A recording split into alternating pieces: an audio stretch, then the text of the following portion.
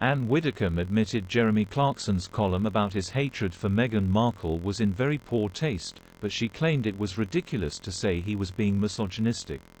The 75-year-old addressed the wave of criticism Jeremy has faced since the article was published in The Sun on Dan Wootton Tonight.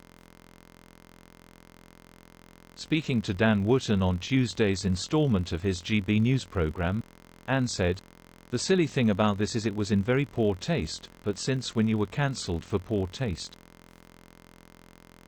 If you are going to cancel people for poor taste, you are going to cancel all the comedians. It is absolutely ridiculous. The other thing that's ridiculous is that people are saying, this is misogyny.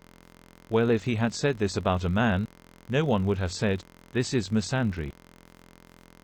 I mean, anything you say about women these days is misogyny, even if it's a very intellectual criticism, which it certainly wasn't. I think the article was in bad taste. I would have never written it, but he wrote it. He has got the freedom to do that. His editor obviously passed it. The lawyers obviously passed it. So, there we go." Dan replied, "Now I actually agree on that, by the way, because Clarkson is quite a comedic writer and there is something quite surreal in the way he pens his columns." The GB News presenter added, "He comes at this from a comic leaning.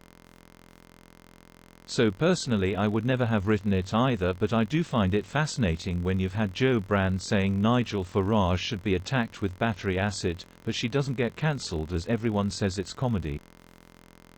Anne agreed with the GB News host and said it exposes the hypocrisy of cancel culture. She added, "Of course, Clarkson should not be banned from anything as a result of this. And the idea that if you take issue with something in the newspaper and therefore think he should be banned from television, I think is nonsense.